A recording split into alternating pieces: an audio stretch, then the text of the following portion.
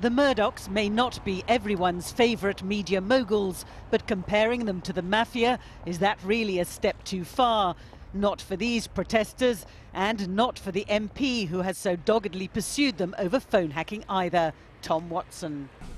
You're familiar with the word Mafia? Yes, Mr. Watson. Have you ever heard the term omerta, the Mafia term they use for the code of silence? I'm not an aficionado of such things. Would you agree that it means a group of people who are bound together by secrecy, who together pursue their group's business objectives with no regard for the law, using intimidation, corruption and general criminality? I'm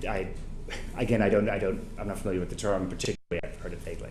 Would you agree with with me that this is an accurate description of News International in the UK?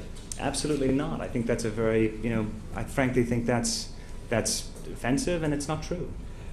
Mr. Murdoch, you must be the first Mafia boss in history who didn't know he was running a criminal enterprise. Mr. Watson, please. I think that's inappropriate, Mr. Chairman. Below the belt, well, James Murdoch clearly wasn't happy. He'd been recalled to explain why the evidence of this man, the News of the World's former editor, Colin Myler, and the newspaper's lawyer, Tom Crone, appeared to contradict his evidence back in July, when he denied knowing that phone hacking was rife at the Sunday tabloid.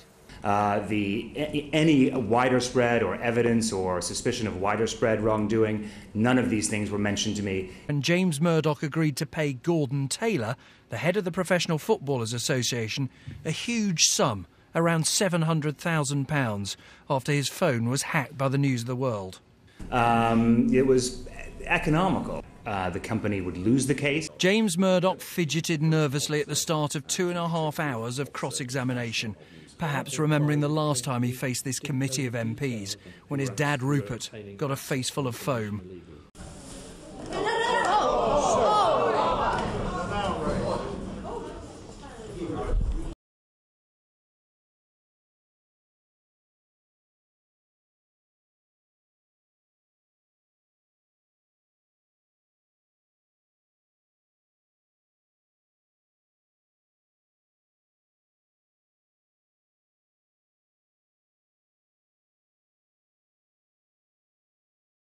Can you just confirm to me that you've not been arrested or you're not currently on bail and you're therefore free to answer all the questions I'm going to put to you?